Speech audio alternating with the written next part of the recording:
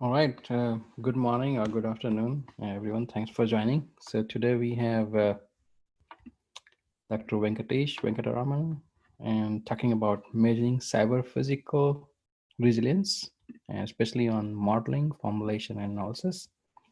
So Venkatesh went to one of the best school, Power, and some of you already know probably him. Now he's working at in an active adaptive control lab as a postdoctoral fellow and at MIT. And he works basically in the topic that he's talking today, which is cyber physical system modeling, enabling, and resilience for the smart grid, and also on distributed optimization and distributed control technique. So with that, thanks Venkatesh for doing it. And will it be okay if we record? Yes, yeah, that'll be okay. Thank you.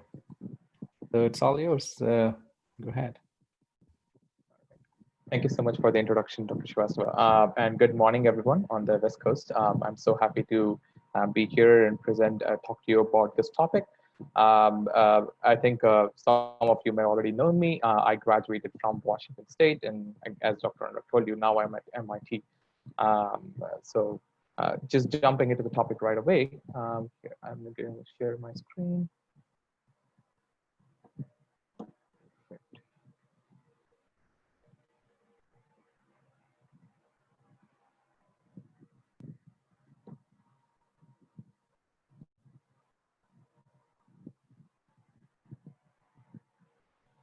All right. Okay. So are you seeing the full screen view? Yes, looks good.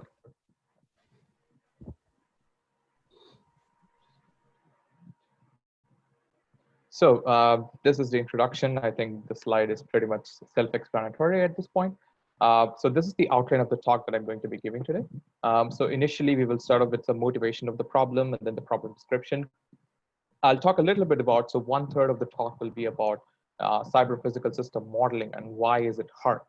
And then not to give too much away in terms of what is coming up in the later parts of the talk. So the second 1/3 of the talk is going to be a story about choice, and we'll talk about that when we come to that. And then the final 1/3 is a closer look at the threats to cyber physical system, especially in the context of a power grid. And then we will leave you with some closing thoughts.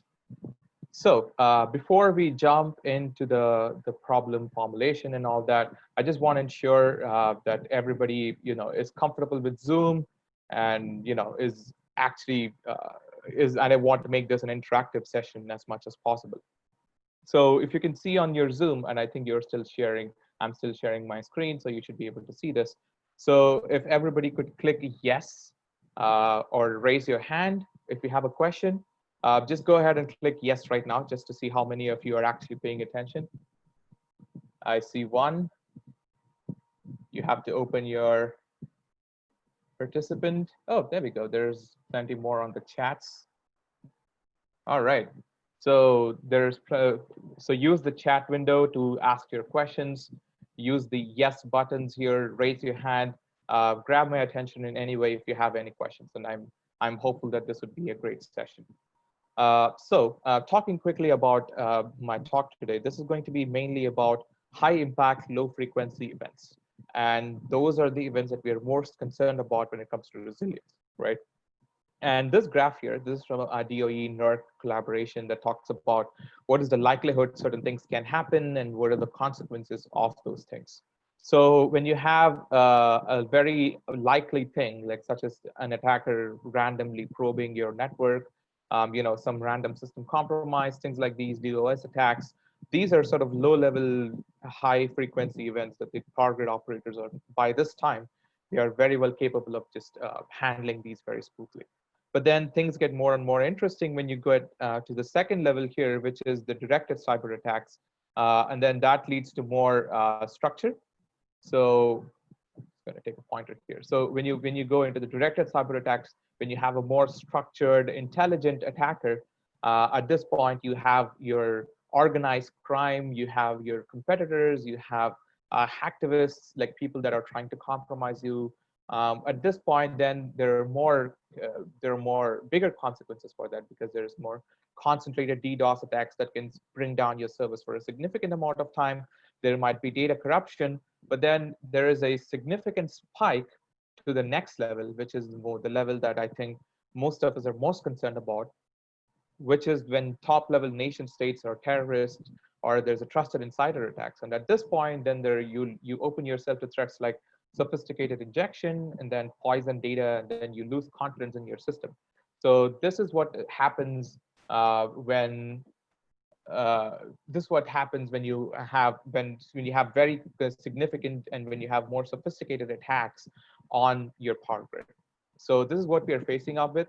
And I would like to also say that, although we talk them or we classify them to be high impact, low frequency events, I think given the pandemic situation, we can all understand that these low frequency events are no longer low frequency. They're like, who would have anticipated wildfires, a pandemic, multiple earthquakes on the West Coast, on the Bay Area, and so on and so forth. Like, things just seem to be breaking down all the time, every day.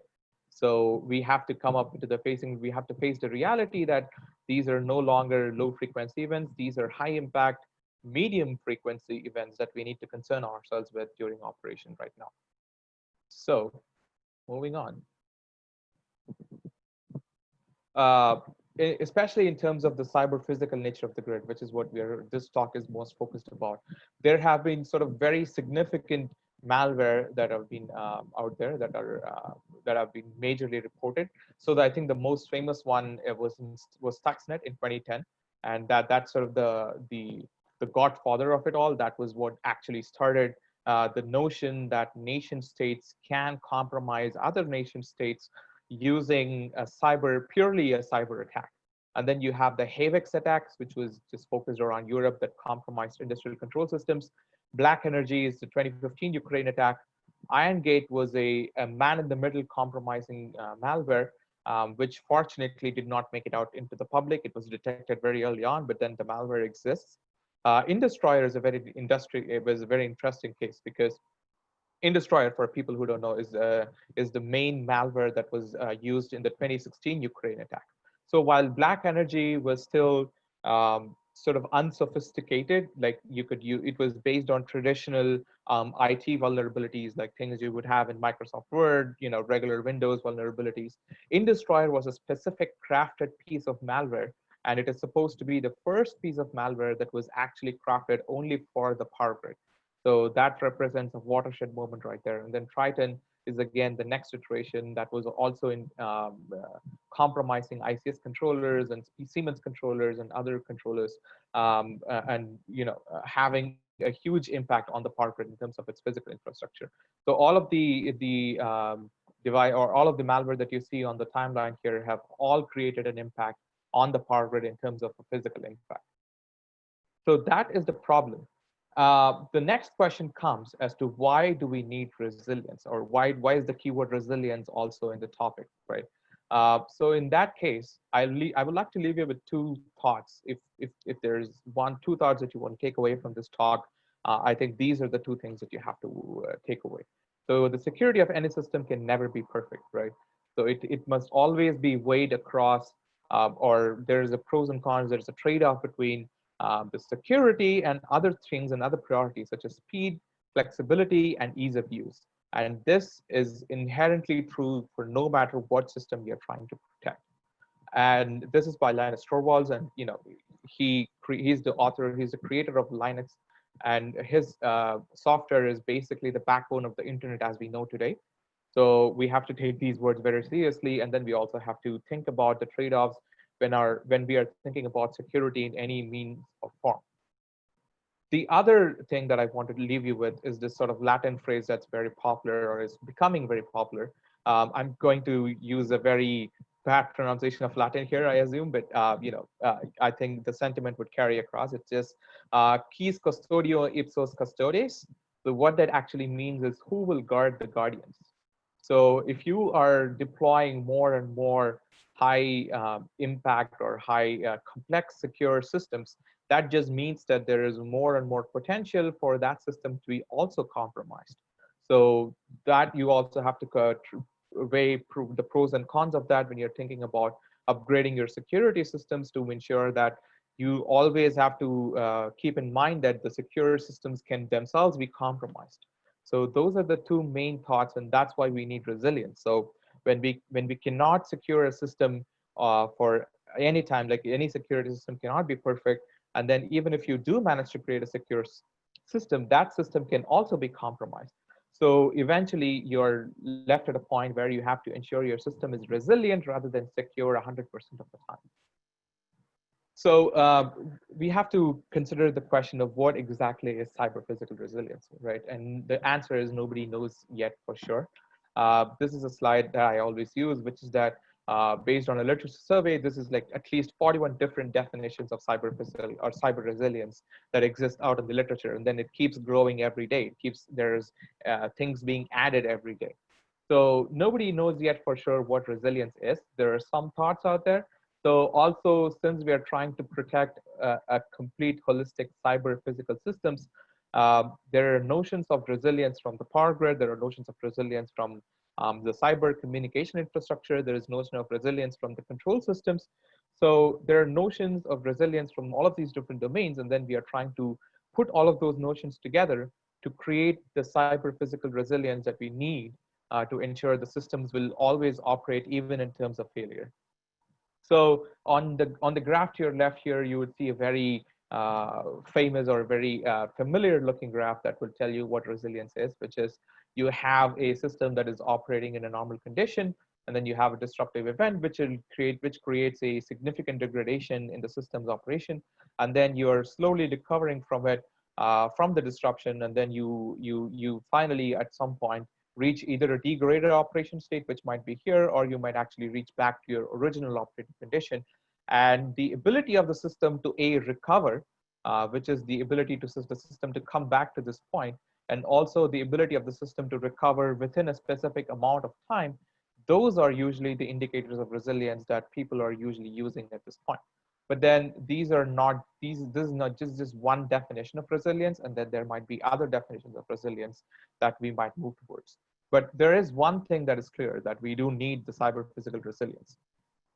So I'm going to transition into something that we do need for resilience, no matter what definition you're going to use, and that is the need for cyber physical models.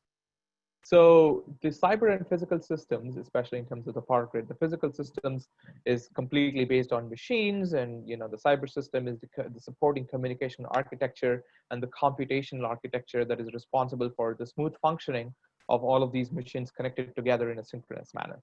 So this table tries to bring across the various components, the nature of the system, and so on. So I'll just not walk through all of the points, but then I'll briefly touch on one or two. So the different components in the physical system are usually things like generators, transformers, and circuit breakers, etc. And then in the cyber system, you have to understand that this is also a control system, because the computational infrastructure also has your control systems, and then the communication networks that are bringing you the data from one place to another. The physical system by nature is continuous, it's dynamic, but then the cyber system, because of the way it functions, it is more discrete, and it can be defined by a more static behavior.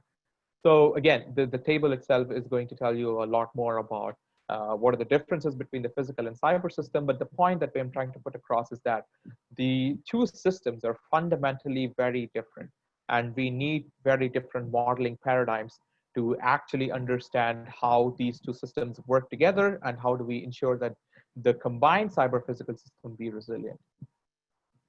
So here is a mathematical modeling for the cyber and physical systems. So the equation on top shows a standard OPF formulation where you are sort of minimizing an objective function such that you have it is subject to constraints. So h of y is less than or equal to 0 is usually a set of constraints that tells you how this objective function needs to be satisfied, or how the objective function needs to be optimized. And then the g of k is y equal to 0 is another set of constraints. And in the power grid, this is usually your dynamical constraints, or your operational constraints, and then g of k y equals 0 is usually your power flow validation and your power flow constraints. So this is a very standard OPF formulation, and you can understand that various different power algorithms, like such as the OPF itself is a power system application. but then contingency analysis, you have economic dispatch, and all of the above that can all be sort of represented using a standard OPF formulation. So the next part that I want to talk to you about is a standard FSM formulation. The FSM stands here for finite state machine. So the finite state machine is essentially a way of representing. So if you go back to the previous slide, we were talking about how the power grid is a dynamic continuous system, but then the cyber system is a more discrete and is a discrete system, right? So the discrete system is usually the finite state machine allows you to create rules and formal models that allows you to tell how the system state transitions from one state to another. So here the Q represents a state, the delta represents a state transition function, the K is the output function, mu is the input, and sigma is a set of all valid states. So knowing that information, let's debug this equation right here. So the state at the next moment, so Q plus, and let's assume Q is the original state or Q naught. So Q plus is essentially a function, a state transition function of your initial state and then your input, right?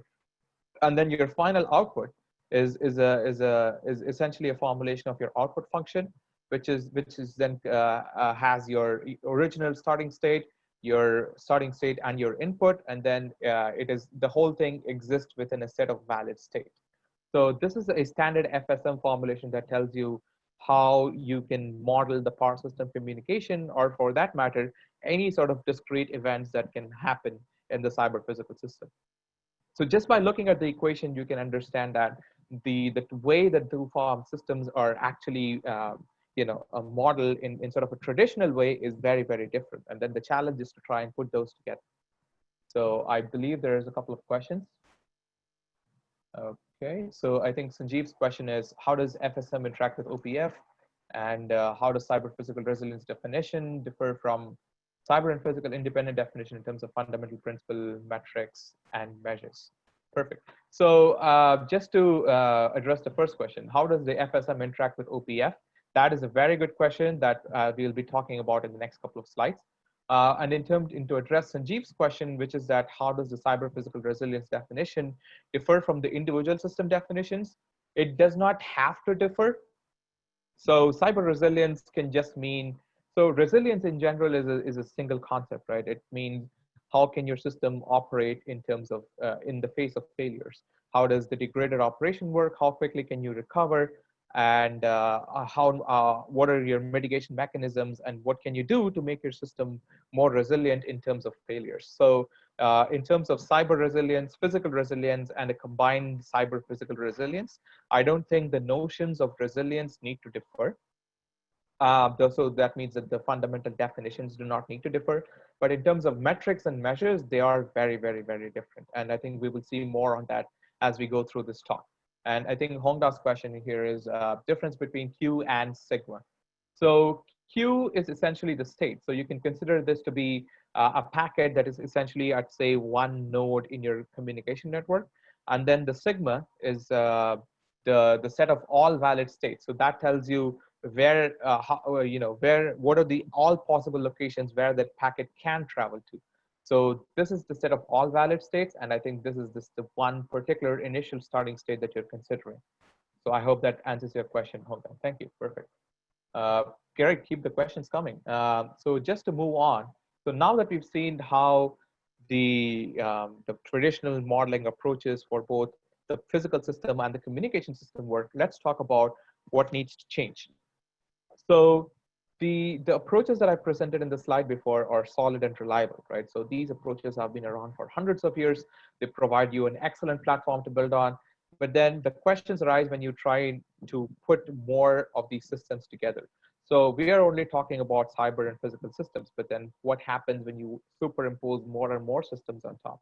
What happens when you want to study, say, infrastructure systems, like say water systems, transportation systems, and how does that operate in terms of the power grid? So when you have to deal with more additional systems, things start to blow up. And then the other question comes in as to how to deal with interactions, as was rightly pointed out by Surendra. You have to deal with interactions between your finite state machine, and then you also have to you have to map your finite state machine to your OPF. So, and then how to deal with your explosive scale, and then with the large amounts of data that is currently being produced in the power grid. So in order to address all of these questions, the traditional models are not enough. So I like to think of the traditional model like this. The traditional model is essentially just Captain America. It has been created since World War II. It's been around for a long time. It's solid, it's great, but then it needs help from the rest of the team to need and an update to the digital era to actually solve the more complex problems that we're trying to deal with right now.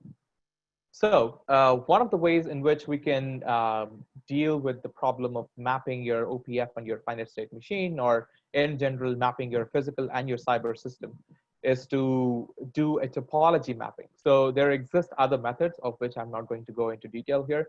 There are other ways of directly mathematically coupling your physical, discrete equation, your ODEs, and then your discrete equations. But those equations do not necessarily capture all the dynamics. They do not necessarily capture all of the interdependencies that might occur.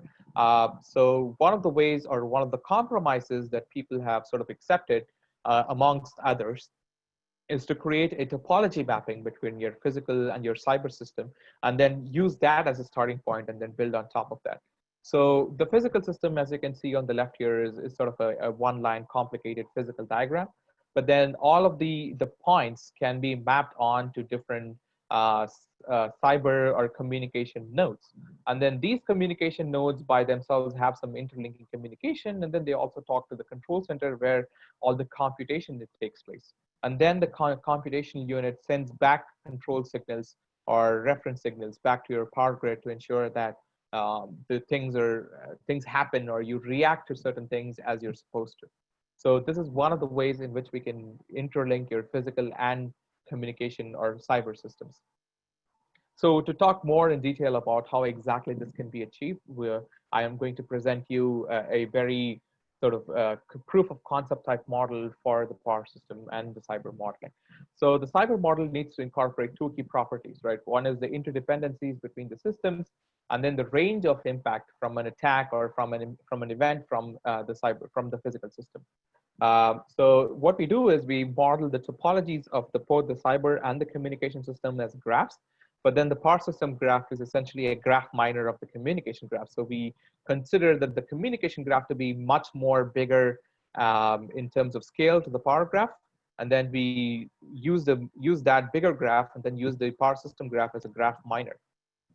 So the graphs are just also assumed to be isomorphic, which means that the power graph would just, for example, let's just talk a very quick example, right? So for the generator here, the power network is very simple. You have a generator, you have a power network, and then you have a load. But then the generator can be sort of devolved into the following components, in which you have a machine, you have a turbine, you have a valve, and then you have a control unit for all of these things that tells you how the generator actually works. So in the cyber system, this box is sort of mapped onto one single generator unit. And then for the load module also, you have a measurement process, you have a control process. And then there exists a firewall that regulates the communication between these different processes. And then there also exist communication lines and communication mediums that tell you how are these different processes connected together in the actual operation. So that is one of the ways in which we can model the power and the communication system together, where we take the power system graph and then sort of devolve the components into different or more increased number of processes that tell you how all of these things sort of work together. So in terms of the next concept that I want to talk to you about is the one about reachable machines. So when we talk about interdependency, we want to understand how one component affects another component, right? So let's go back to the example of the generator, where you have a machine, a turbine, a valve, and then you have a control unit that tells you, or a general machine control unit that tells you how all of these things are supposed to work. So this mapping is sort of a combination between your computational unit or your sort of cyber unit, and then also your communication model, which tells you that maybe there is a LAN or a CAN connection or a CAN plus protocol connection that tells you how the machine control unit talks to your valve, and then how it talks to your turbine. And then to the machine itself, it might talk using another protocol. So there's two different layers to that. One is how the computation takes place, and then one is how the communication takes place. But to essentially restrict the notion of how much impact one system can have on the other, we define this concept called reachable machines. So the reachable devices will tell you exactly what sort of devices are in the same domain. And when you have to travel to another domain, when you have to move to another domain, you would need some sort of authentication and you would need authorization to reach to another domain. And that gives you a way of actually partitioning the graph and defining the impact in a much more clear manner. So this is the concept in which we're deriving the cyber physical dependence, in which we have a control center which is sitting at the very top of your sort of hierarchical model, and then you have your various substations, your switches, your various nodes, and then the mapping allows you to tell that this node has access, or this node is being controlled by this switch, which is controlled by this substation, which is eventually controlled by the control center. So, and then this node has a path to reach to the control center through this method or this path. And this gives you a very nice breakdown of mapping your physical control network and also your communication and cyber network. So the way that I just described everything would tell you that everything is static, right? Essentially, the system looks like a glacier, and then that nothing is moving, that there's just all things are static, and then there's just maybe measurements moving back and forth. But then those are the key points, right? You need to get more dynamic information about how the processes, how the nodes are actually working. So the system state needs to be updated regularly. So I'm just going to give a very brief plug about the testbed, and then the main point is about how all of these different layers sort of work together. So whenever you're considering these different systems, you not only have to worry about just the interdependence, but you also have to worry about what are the interfaces between all of these different layers, and what are the protocols, and what are the applications that work in different layers, and then what are the data packets, and what is the data flow between all of these different layers. So you have to understand that that the systems by themselves are dynamic, and you have one set of you have maybe something that is like the topology, which is static, but then you also have the measurements and then the constantly changing systems, and you need to sort of keep updating your system models very frequently to keep your analysis and your decisions solid. So moving on to the next 1/3 of my talk, and I think I have to sort of rush up my talk now. So the problem when you have all of these disparate set of measurements and disparate set of data is how do you actually combine all of those? So my solution that I was working on is to use a combined cyber physical security assessment metric. And the cyber physical security assessment metric essentially takes care of data from all of these different layers, which is the power system, the device, the communication, the management, and then it tells you that you can you have a CPS model generation, which we just talked about, right? In which you have a topological model of your power system, and then you have a topological model of your communication system, and then you create those mappings between those two, and then you have your attack graph, which will tell you how exactly can you, and a malicious actor access your system's critical resources from an external point. So how can anyone, for that matter, not just a malicious actor, but how can a system or can a node itself go from point A to point B in your cyber physical model? So that information is all given by your CPS model generation. But then the second piece is basically the measurements and computed parameters that you require from the model. So the computed parameters may be things like topological metrics like path length, exploitability, and so on. And then your measurements would be your voltage, current, switch statuses, and then other graph theoretical based metrics. And then your final task is to put everything together to understand how exactly things are working. So I'm not going to talk too much about the tool itself or how all of these different parameters are computed. So you can get back to me if you have more questions on that. What I would do like to talk to you about is the challenge in putting all of these information together. How exactly are we combining all of this together? So there are various solutions to do this. And I'm just going to give you a very quick rundown of my proposed solution, and then I can talk in more details about how this actually works. So Surendra asks if the power system topology and cyber topology be the same or they can be different. They can be different. I don't think there is any restrictions that says that they do have to be the same. I'm just working off of the assumption that topologically, the power system graph is a graph minor of the communication system, which means that they are isomorphically the same, that you can have a one-to-one mapping between those two topologies. But then the topologies by themselves can actually be very different between those two, between that mapping. But then there does need to exist a one-to-one mapping between the power and cyber topology. But again, this is just one assumption or one way of looking at the problem. There can be other ways also, and you would need to sort of justify your modeling assumptions to ensure that uh, those do make sense. So the way the what, the why, and the how is of how to integrate these things is to use a technique called choke integral. So the integral is essentially a way of measuring the expected utility. And I know there is a lot of terms here that we should break down, but then that is what the rest of the talk is going to be about. So the why is essentially is because the resilience is a more qualitative measure at this point. It is not that the system dimensions are so high and so vast that we are restricting the number of dimensions. We are significantly compressing the number of dimensions in order to make some sort of informed decisions and informed judgments. And in order to measure across so many dimensions is practically impossible, right? So for example, you can consider if you want to measure how tall a certain person is, that is just one dimension. So you can directly, take a measuring tape and then measure how tall a person is.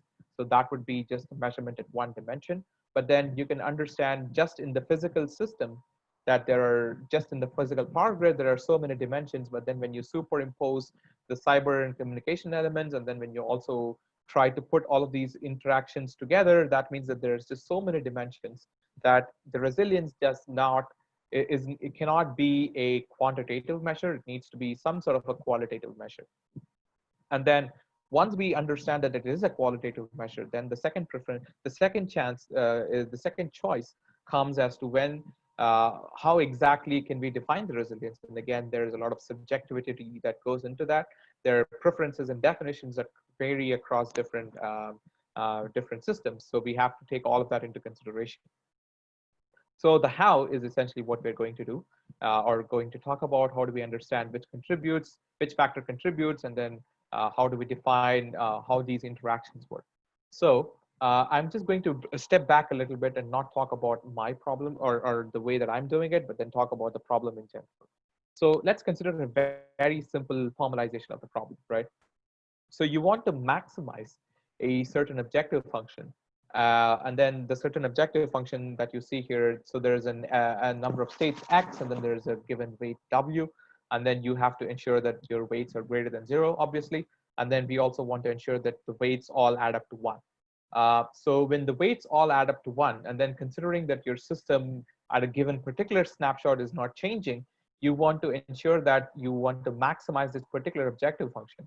And when you're maximizing this objective function, there are two constraints that you want to think about. You want to minimize your risk. So the risk is given by this risk vector Ri. So you want to minimize your risk, your combined cumulative risk.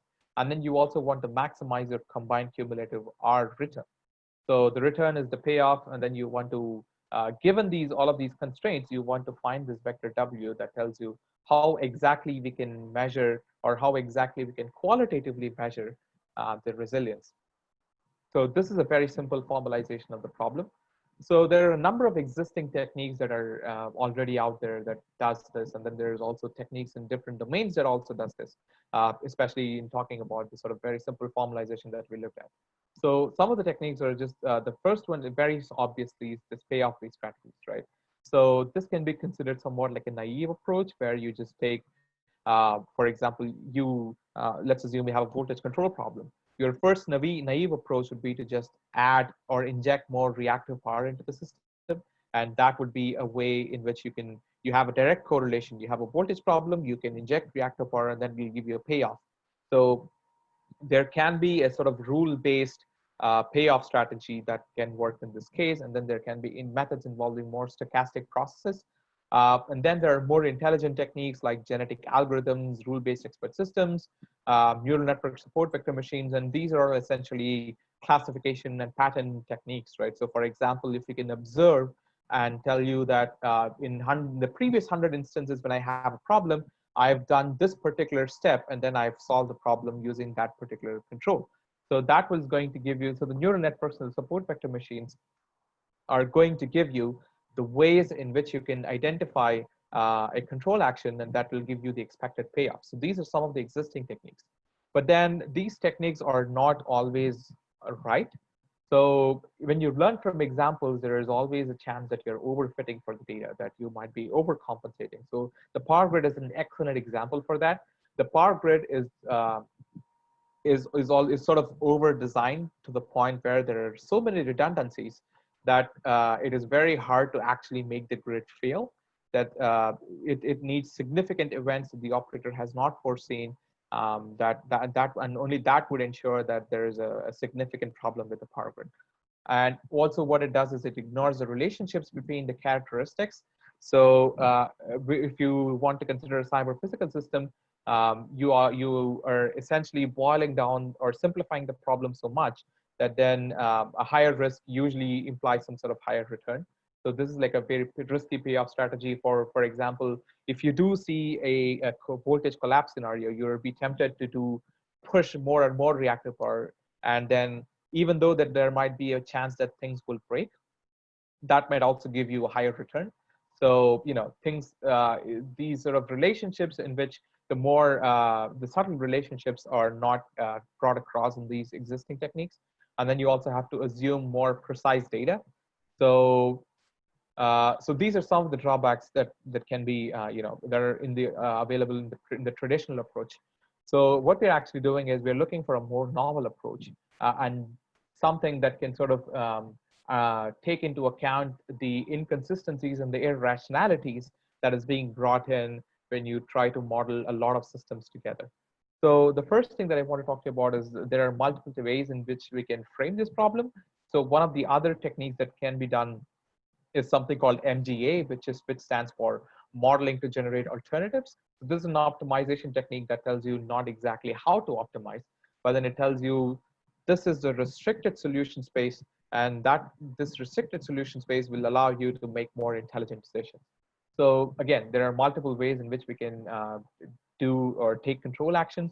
But one of the ways, and the way that I'm going to talk to you today is about multi-criteria decision making. And then we are also integrating two more notions to that. We are taking into account fuzzy measures. So the fuzzy measure is allowing you to take care of the dependencies among the different characteristics. And then we also taking into account some sort of intervals that tells you how to take care of imprecise or missing data in your formulation. So just to give you a very quick breakdown of the MCDM formulation, right?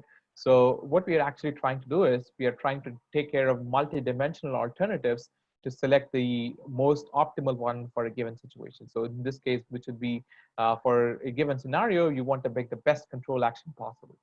So in an MCDM setting, you have the following components. You have a set of alternatives, and these might be various control actions. There can only be finitely many control actions at any given point of time. You have a set of criteria. These might be your cost, stability constraints, operation constraints, and so on. You have a set of values for the criterion. You have an expected payoff that you can determine. You have a time over which the payoff is evaluated. And then you have a reputation, or you have a sort of intuitive feeling that tells you if this is bad, good, or average, or sort of the regular thing to do. And then you also have a preference notion that tells you that this feels more important to me, or this in relation to that feels more important to me. So your challenge is to combine all of these partial preferences into a global preference. So when you can make a decision about comparing A versus B and B versus C, what we want to do is to aggregate all of those together to put together and come up with one global preference that tells you which is the best control action that is possible for a given scenario. So it is very important to understand the notions of a utility function here. So the utility function is a transformation that tells you how to go from an ordered set that tells you a comma something to go to a set of real numbers that tells you. So it's essentially translating the way that you can make choices, or you can go from information from different domains, and how do you translate them all into one single common factor or one single denominator that tells you that can then allow you to combine all of those factors into a monodimensional problem. So the monodimensional problem would then allow you to combine all of the information from different domains. So this might be power grid information, communication information, control information. And once you create and once you use the utility theory to bring everything into the same dimension, then you have multiple ways of combining those information. So a very simple technique is to just use a max-max approach or a max-min approach, which is just a max-max is the best of the best, right? So it is the optimistic approach. Or you have another thing, which is like a weighted sum, which to be fair is very simple to calculate and is something that I've also used previously. So when you translate everything into a single domain, and then you have an assigned set of weights that you think are good enough, you can use that to calculate a weighted sum, and that will tell you that this is the best decision to make at this particular time. But then your disadvantage is that it ignores the dependence between the criteria. So you should also maybe consider sort of other combination techniques that can allow you to take care of those interdependence between those criteria themselves. So this is where the fuzzy Choquet integral comes in. So the decision maker inputs the value of importance for each subset, right? So when you're comparing, say, two different criteria together, the decision maker is telling you that A is more important than B. And then the Choquet integral allows you to combine all of those information, all of the preferential choices into a non-additive measure, which will tell you the importance of a particular criteria and importance of all the criteria over a particular problem. So the only drawback of this approach is that it has exponential complexity, right? So you have to take, say, one choice and then evaluate against it against all other choices. So which means that your complexity becomes O power n. So which means that that has exponential complexity. So a compromise that I propose is to use a two additive measure. So a two additive measure is to just use a combination of just like a pairwise comparison between two measures and do a pairwise comparison for all of the different subsets or all of the different problems, and then combine them using a Choquet integral approach. So at this point, this is like, you can consider this to be a simplification of like a Taylor series, where you do not have the higher order terms, but then you only have the first order term and the second order term. So this is the first order term where you're taking the sort of union between your parameter one or your criteria one, criteria two, and then the criteria one and criteria two again, and then you have the second order term in which the criteria one and two are evaluated together. So once the decision maker puts together the importance for each attribute, then we can combine all of this information using a two additive measure, and that is eventually what is going to give you the Choquet integral, which is eventually what is going to drive your decisions. So the last point that I want to talk to you about in this piece is the interval technique. So when you have a real interval, x bar and capital, x bar minimum and x bar maximum. So when you have a closed interval between a set of real numbers, you can calculate the Choquet integral over this particular real interval. And the advantages of calculating it over a particular restricted real interval is that this will consider the interaction between the different attributes, and then it also restricts it using the quadratic complexity. So this also goes back to the two additive measure, because at this point, this is only a quadratic function. It does not use any higher order terms. But then the drawback is that, again, you're losing something out in terms of how much information you can actually incorporate it into just a quadratic function. But in my opinion, in terms of the power grid, a two additive measure should be sufficient for most cases to model the interaction between the physical and the cyber system. So that is the sort of the wrap up for the second half of the talk, which is going to tell you, which is now told you how you can combine these different things using a MCDM type formulation. So this is a way in which we frame the problem, in which where we have different technique or different criteria that we think affect a complete a resilience scenario. So you have the various topological factors like edge count, overlapping edges, and then you have various sort of repetition of sources and everything, which is again telling you some system information. And then you also have some penalty factors. And then once you do this pairwise comparison, you can assign weights to this particular problem.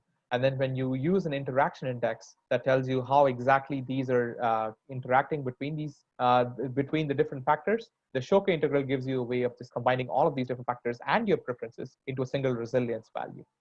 So the last piece that I want to talk to you about is cyber attacks, right? So now we've considered so far, just to recap, I've talked about cyber physical modeling.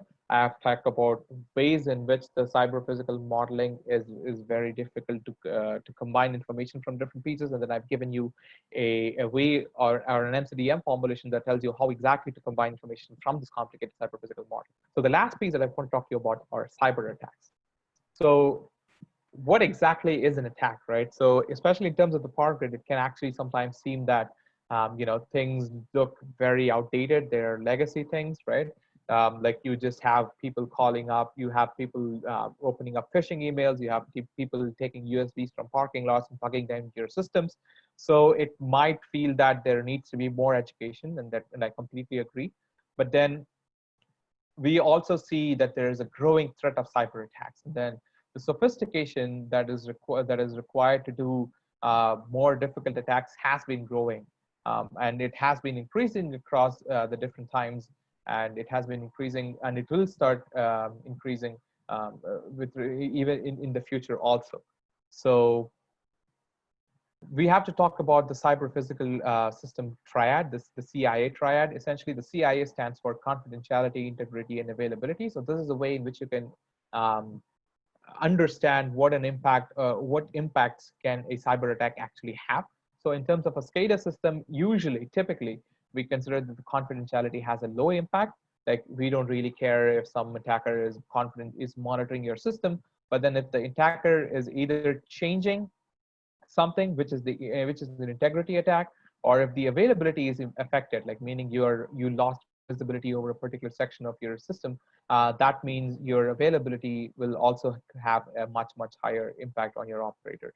But then I would say that this scenario is now changing. Like if the attacker is allowed unfettered access into your system and is able to monitor without any problems, that can also lead to problems. And then especially in terms of the growing penetration of IoT devices and more system intelligence at the grid edge, the need for confidentiality is also becoming high. So even in terms of a SCADA system and even in terms of power grid system, we are now in a state where we have high for your CIA triad, like everything becomes important. So there are different ways of doing attacks. So there is, like, say, this is a very a rough or just a very small subset of those attacks. But these are very common attacks, right? Where you have a denial of service, you have eavesdropping, where an unauthorized information or unauthorized observer is watching your information. You have a man in the middle, where your information is changed or compromised, or you have spoofing, where the information is sent from a completely different source that is not trusted. So the systems, let's consider the system surface is just something like this, right? And then when you have more and more attacks, you want to ensure that you are restricting the system's attackability surface. And that is the way in which we can ensure that the system becomes more and more resilient, just to reduce the amount of surface that the attacker can access. So I'm just going to pivot and talk very quickly about the cyber physical, the MITRE attack framework, which I'm going to use to analyze system contingencies and system failures. So when a survey was done with power system operators, or in general ICS operators, about what keeps them awake at night, their main thoughts are, how effective are my defenses, right? And then, can I detect the next wire biting squirrel, rampaging hippo, or whatever the latest APT of the hour is, right? And then, is the data that I'm collecting actually useful? Do I have any obvious gaps? Do I have just overlapping tool coverage, which means that I'm deploying multiple things to cover a single piece of the system, but then there are other unmonitored areas of the system? And then, would this new shiny product that I have, will it really help the power grid defense? And these are some of the questions that they all want to address. So I'm just going to talk very quickly about the attack framework. So the attack framework is not an open source, threat intelligence suite. So it is not going to constantly flag you and say, this is the next IOC, which is just an indicator of compromise. this system is compromised, that system has been compromised. It is not going to constantly keep telling you that these are the alerts in your system at any given point of time. And it is not another kill chain system that is going to tell you that this is the exact and the only way in which your system can be compromised. The attack does neither of these things. What it actually does is it stands for adversarial tactics, techniques, and common knowledge. That is the, so ATT&CK is pronounced attack. So I'm sorry if I did not draw your attention to that earlier. So it stands for adversarial techniques, tactics, and common knowledge. And it is sort of a global database that tells you how exactly the attackers can use different techniques and strategies to compromise certain systems. And it is based on very well, it is completely based on real world behavior and based on observations made by actual IT administrators who are working on network security on a day-to-day basis. And it is only focused on the adversary and sort of behaviors that they exhibit, so that the defenders can then use that information to actually defend their system. So it is community driven, and it is published by this organization called MITRE, and it is updated quarterly based on the new things that are observed every quarter.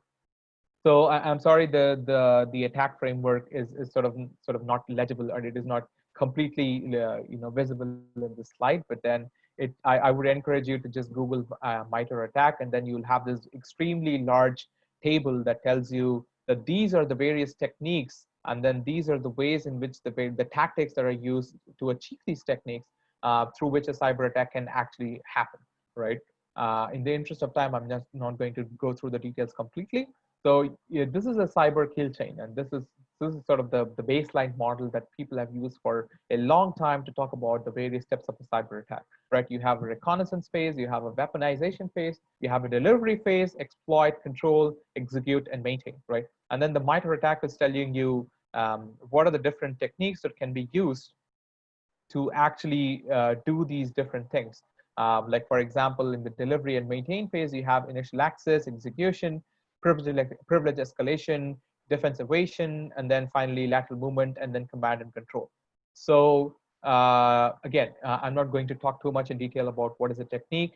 So the technique is essentially just, you can go into the MITRE attack database, and then you can just isolate different techniques. So if your technique is to just use a different new service, so for example, if you want to install a new service, which is going to be the basis of a cyber attack, and again, this is in terms of the adversary. So these are various examples that have already done that. So you have things like Cosmic Duke and Cozy Car that have already done that. And then they might install a new service which is executed at startup and directly modifies the registry. And then the other thing is, what is a group, right? And a group is a particular set of APTs, which stands for Advanced Persistent Threats.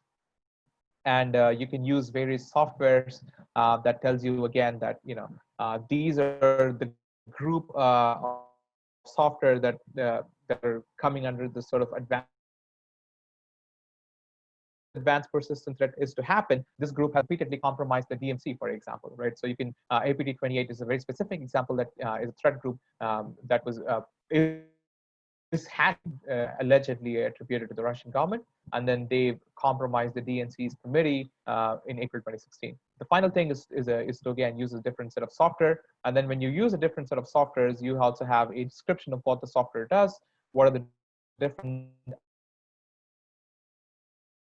aliases in terms of different names there is known under, and what it can actually do, like what are the techniques that it can actually do. It can do credential dumping, screen capture, kits, and so on and so forth. When and where would you use the and cyber physical resilience, right?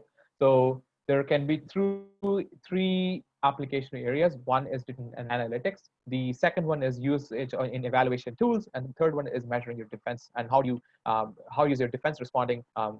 How's your defense in terms of a particular scenario? I'm sorry if my internet was slightly unstable at that point. So, okay, moving on. In the last slide, I'm talking about how we can use the MITRE attack to measure and enable resilience. So, right. So when you have these different analytical techniques or these different things that are telling you that, hey, something is going wrong. So when they're all in disparate or in sort of separate clusters, you have a low confidence that something is actually going wrong. But then when you put that in sort of a chain, when you say that this event has led to this, and then this event has led to this, and then when you link it with the context, that is going to give you the critical information that tells you with confidence that something is going wrong. And then when you reach this point, that will give you a suspicious event, and you can tell with high degree of confidence that something is going wrong. So the MITRE attack framework is giving you the steps or the sequence in which you can put together these different different steps of a cyber attack, and then you can correlate that with the context information provided by your cyber physical model. And finally, you can use the information from the attack and from your model in put together with the part two, which is the Shoka integral piece, and that will tell you how to mitigate and respond to a cyber attack. So in summary, I would like to leave you with three key thoughts. One is the power grid models need to evolve to support more dynamic behavior of the power grid, especially when it is interacting with other systems. And we need to have a way of doing analysis of these interdependent behaviors. And we need very complex tools. Since the behaviors by itself is a very complex phenomenon, we need more complex tools to draw these insights. And the MCDM formulation and the Shoka integral is one of those tools.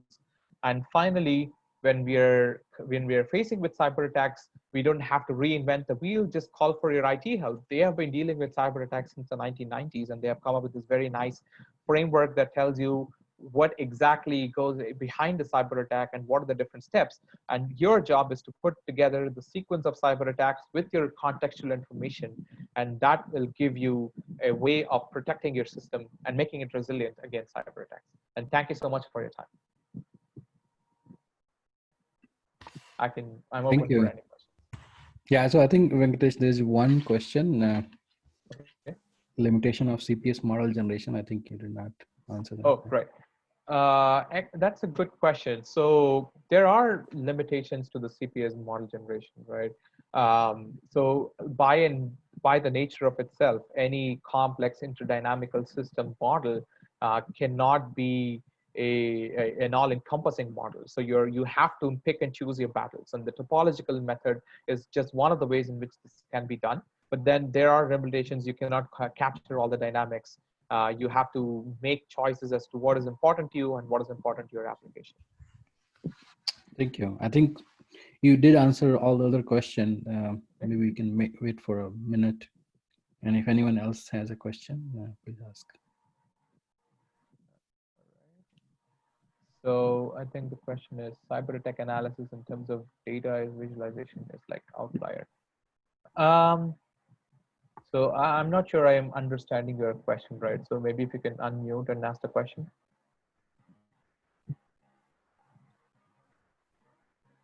Yeah, so I think it basically meant in terms of detection. Okay, okay. So if cyber attack happening, how do you get on? Venkat. Hello, yes. Hi, this is Venkat. I was trying to asking that if there is some cyber attack is happen, some false data injection or something happen, then in terms of visualize, you are saying the resiliency metrics and many things.